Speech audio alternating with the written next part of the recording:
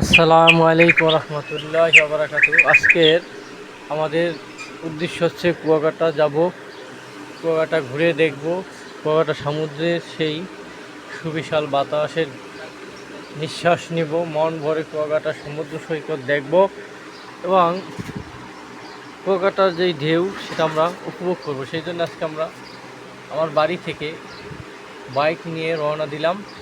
ইনশাল্লাহ বাইকে আসি। আমার সাথে আছে আমার বন্ধু কবির হোসেন রাহাত।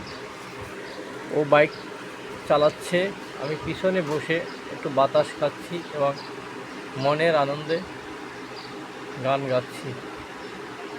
আমাদের বাইকের গন্তব্য হচ্ছে কুয়াকাটা সমুদ্র সৈকত এবং এদের বাড়ি থেকে 25 থেকে 30 কিলো হবে, বেশি একটা দূরত্ব না, খুব কাছেই।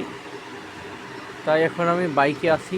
বাইক যাওয়ার পর আমরা সেই সমুদ্রের প্রকৃতির রূপটি দেখতে পারবো। এখন আমরা আছি বাইকে কলাপাড়া পার হয়েছি, কলাপাড়া ফেরি ব্রিজ পার হইলাম।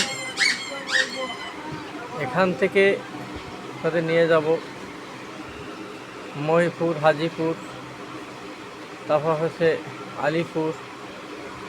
এই স্থানগুলো আমাদের সামনে বাঁচবো। আমরা এই রাস্তা দিয়ে যাচ্ছি, রাস্তা খুব ভালোই আছে, মোটামুটি অনেক সুন্দর রাস্তা এবং রাস্তায় কোনো তাদের বাইক রাস্তা অনেক ভালো চালাতে হবে, এটাই হচ্ছে আমার উদ্দেশ্য। আমরা মোটামুটি অনেক পথ বের হয়ে আসলাম। বাবু আনন্দ অলরেডি সমুদ্র সৈকত, বিশাল বাতাস, ঢেউয়ের সাথে নিজে হারিয়ে যাব, এটাই হচ্ছে আমার উদ্দেশ্য। ঢেউ, তাই আজকে কুয়াকাটা আসলাম। সৈকত পটুয়াখালী ঢাকা হয়ে আপনার তাহলে ঢাকার বাস আছে কুয়াকাটা। আমরা এসে পড়েছি সায়দা বাস থেকে, বাস ছাড়ে আপনাদেরকেও দেখাচ্ছি জায়গা থেকে ডাইরেক্ট কুয়াকাটা এসে পড়বেন সরাসরি। এখানে অনেক ধরনের আমি আজকে দৃশ্য নিয়ে এসেছি। খরচের ভিতরে হোটেল যে মোটর সাইকেল চালাবো। আর যদি কারো হোটেলের কোনো পরিচিত না থাকে আমাকে বলবেন বা আমার কমেন্টস করবেন, আমি আপনাদের নাম্বার সংগ্রহ করে দিব।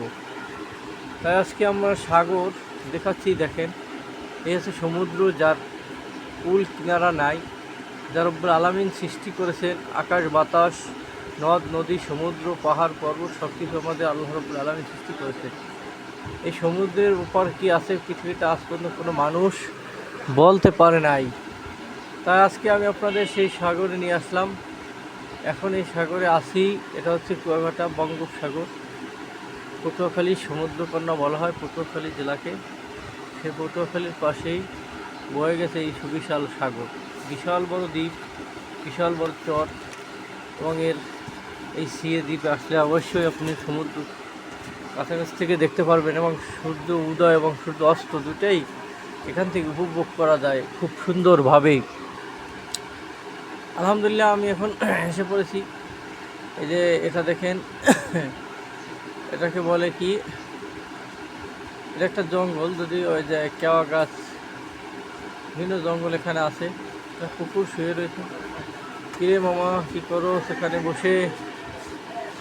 এই চরে আমি একাই বাইক শিখে চালিয়ে আসলাম। লাল কাঁকড়ার দ্বীপ মানুষে বলে থাকে, এখানে লাল কাঁকড়া আছে অনেক।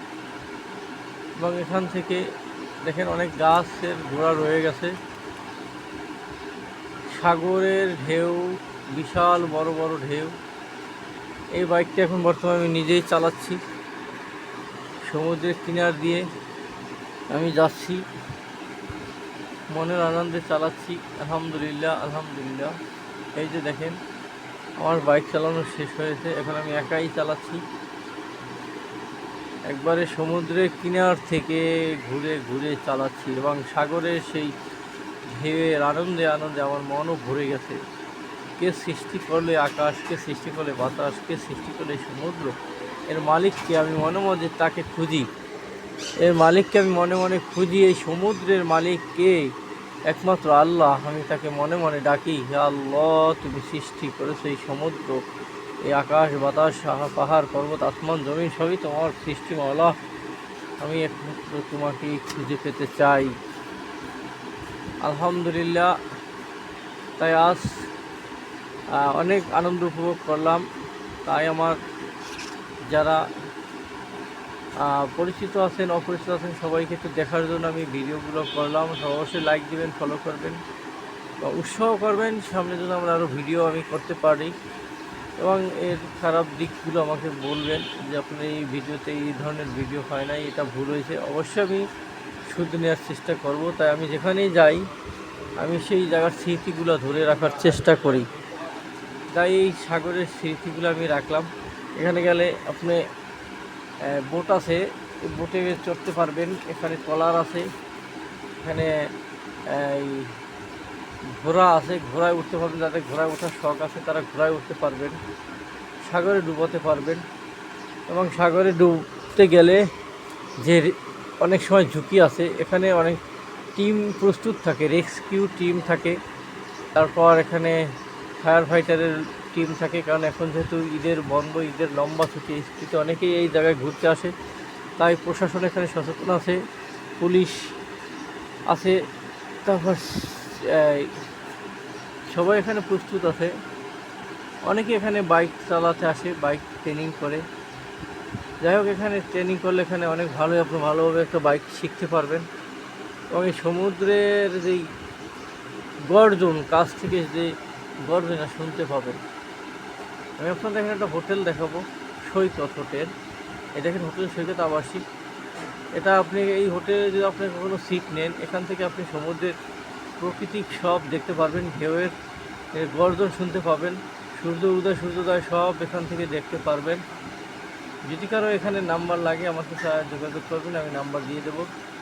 এই দেখেন ভিতরে অনেক সুন্দর, ভিতরে অনেক সুন্দর সুন্দর জায়গা, ভিতরে রুমগুলো অনেক ভালো, আলহামদুলিল্লাহ সব কিছু এখানে পাওয়া যায়। দেখেন যারা গেস্ট আছে তারা উপরে আছে,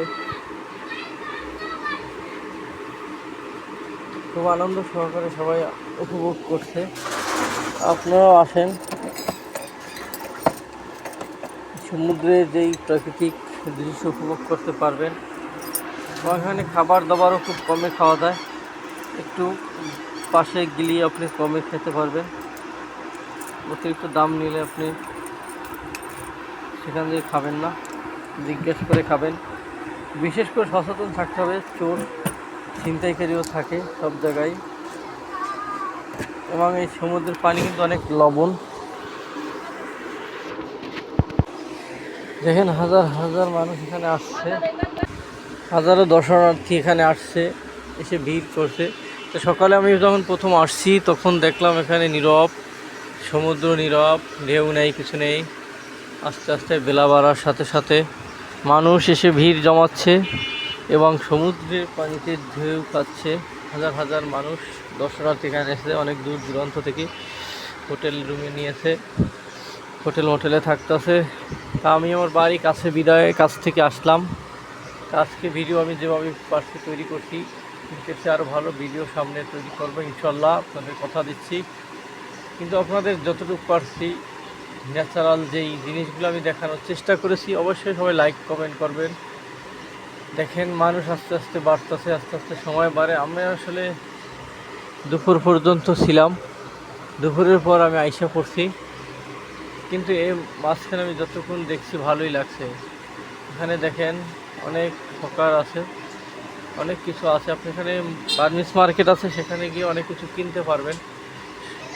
আচার আছে, বিভিন্ন ধরনের আচার পাবেন, নিজের পোশাক আশাক অনেক কিছু কেনা যায় এখান থেকে, একটু দাম বেশি নেয়। যাই হোক, সমুদ্রের ঢেউ দেখে আপনাদের মন একবারে ভরে যাবে, এটাই আছে বাস্তবতা। ন্যাচারাল জিনিসগুলো না দেখলে আসলে বুঝতে পারবেন না। যাই হোক, আল্লাহর অসীম কৃপা যে সমুদ্রে আসতে পেরে নিজেকে সমুদ্রের মাঝে বিলিয়ে দিতে পেরেছি। এবং সমুদ্রের পানি লবণ, অতিরিক্ত লবণ, অনেক লবণ, পানি খেতে পারবেন না মুখে।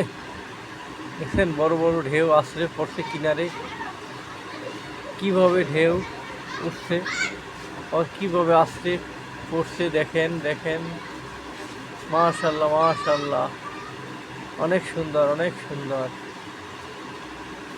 আলহামদুলিল্লাহ আলহামদুলিল্লাহ আলহামদুলিল্লাহ। এই হচ্ছে সমুদ্র সৈকতের প্রাকৃতিক দৃশ্য। এখানে আসলেই যারা আসেন নাই তারা বুঝবেন না এখানের সৌন্দর্য। এখানে সৌন্দর্য দেখলে অবশ্যই প্রতিটা মানুষের মন ফ্রেশ হয়ে যায়। মনের আনন্দ, মনের খোরাক জোগাড় করতে হলে অবশ্যই ঘুরতে হবে, বিনোদন করতে হবে।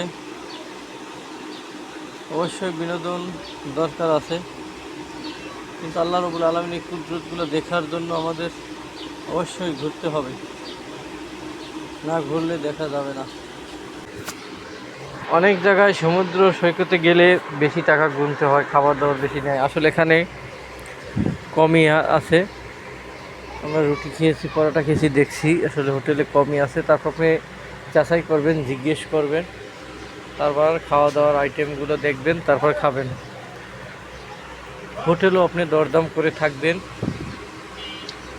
যাই হোক, আমি যদিও দিনে দিনে এসে পড়েছি, হোটেলে থাকি নাই, তারপর আমার পরিচিত লোকজন আছে। যদি হোটেল থাকার ইচ্ছে হয় আমাকে বলবেন বা কমেন্টস করবেন, আমি আপনাদের এই হোটেলের কথা বলে দিব। অবশ্যই সেখানে আপনারা অবশ্যই ভালো সার্ভিস পাবেন, বেনিফিট পাবেন, বা আপনাদের আমি গাইড দিতে পারবো এখানে বসেই কীভাবে কী যাবেন। যদি ঢাকা থেকে যেতে চান কমেন্টস করে জানাবেন কীভাবে কী যাবেন। এই সৌন্দর্য লীলাভূমি দক্ষিণ বাংলার কোল ঘেঁষে পটুয়াখালী জেলা অবস্থিত। কলাপাড়া সমুদ্র সৈকত কুয়াকাটা। এখানে পুলিশ ফাঁড়ি আছে এবং চেকপোস্ট আছে। যদিও যাই হোক, এখানে যাবেন সবাই, যারা দূর থেকে যাবেন অবশ্যই তারা জেনে শুনে তারপর যাবেন। কোনো কারো দিতে পড়বেন না, প্রতারণার শিকার যেন না হন সেদিকেও খেয়াল রাখবেন। সব জায়গায় প্রতারক চক্র থাকে, সব জায়গায় প্রতারণা হয়। আপনারা চলাফেরায় অবশ্যই সাবধানতা অবলম্বন করবেন। অপরিচিত লোকের দেয়া কিছু খাবেন না, অপরিচিত লোকের সাথে কথা বলবেন। আলহামদুলিল্লাহ, আল্লাহু আকবার। এত অপরূপ সৌন্দর্য এই নীলাভূমি। অনেকে কিন্তু এখানে ছবি তোলার জন্য দাঁড়িয়ে থাকে, ক্যামেরা নিয়ে। দেখেন এই যে ক্যামেরা নিয়ে দাঁড়িয়ে আছে, ছবি তুলতে চাইবো। বর্তমান মোবাইল আছে, হ্যাঁ, সবাই টুপি হাতে হাতে দরকার নাই পার্সোনাল ছবি তোলার এখানে, ঠিক আছে। ছবি তোলার কোনো প্রয়োজন নাই, এখান থেকে আসতে পারবেন। দেখেন পানির ভিতরে ডুব দিবেন, কাটবেন যারা সাঁতার না জানে। এবং এই আদ্যপান্ত এখানেই শেষ করলাম। এখন আমার শেষ, বিদায়ের পালা। আবার রওনা হলাম গাড়ি যোগে, বাইক যোগে। বাইক চলছে 30 কিলো পথ আমার অতিক্রম করতে হবে। দেখেন রাস্তা ফাঁকা আছে, খুব কম রাস্তায় গাড়ি গুড়ি দেখা যাচ্ছে। আমার বন্ধু কবির গাড়ি চালাচ্ছে, আমি পিছনে বসে আছি। আমার বন্ধু একটা এনজিওতে জব করে। যাই হোক, বন্ধুকে বললাম চল ঘুরে আসি, সেই বন্ধু আমাকে নিয়ে গেল। এই হচ্ছে আমাদের আজকের ভ্রমণের আদ্যপান্ত। আলহামদুলিল্লাহ, বন্ধুর সাথে ঘুরে অনেক মজাই পেলাম। যাই হোক, বন্ধুরা আমার বিপদ আপদে সবসময় থাকে, আমি ওর বিপদ আপদের চেষ্টা করি থাকার। বন্ধু বানাবেন এমন বন্ধু, যে বন্ধু আপনার কাজে আসবে, যে বন্ধু দিয়ে আপনি বিপদে পড়লে সহযোগিতা পাবেন, এই ধরনের বন্ধু বান্ধব সাথে চলবেন। খারাপ বন্ধু বান্ধবের সাথে চলার দরকার নাই, তবে বিপদে পড়তে পারেন, মামলা হামলার শিকার হতে পারেন। তাই ভালো বন্ধু বান্ধবের সাথে চলবেন, যারা ভালো পথে চলে। তাই আমাদের গাড়ি চলছে ছুটি, আমরা কলকাতা ঘোরা শেষ, আমরা রাস্তা দিয়ে যাচ্ছি। এই যে দেখেন গ্রামের সেই পিচ ঢালা পথ যাচ্ছে, তাল গাছ, সুপারি গাছ, নারকেল গাছ, যেন সব কিছু দিয়ে যাচ্ছে রাস্তার চারিধারে।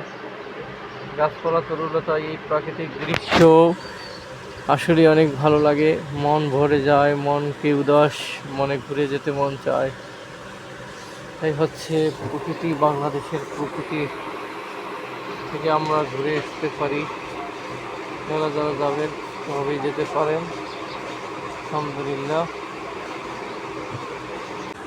তা আমাদের ছুটে চলা পথ, এঁকে বেঁকে রাস্তা, পিচ ধরা পথ দিয়ে আমরা চলছি, সুন্দর গতিতেই চলছি। আমাদের গতিও বেশি না, আমরা খুব, যারাই গাড়ি চালাবেন বেশি গতি দিবেন না, গতি কম দিয়ে গাড়ি চালাবেন। আলহামদুলিল্লাহ, আল্লাহ হাফেজ, ভালো।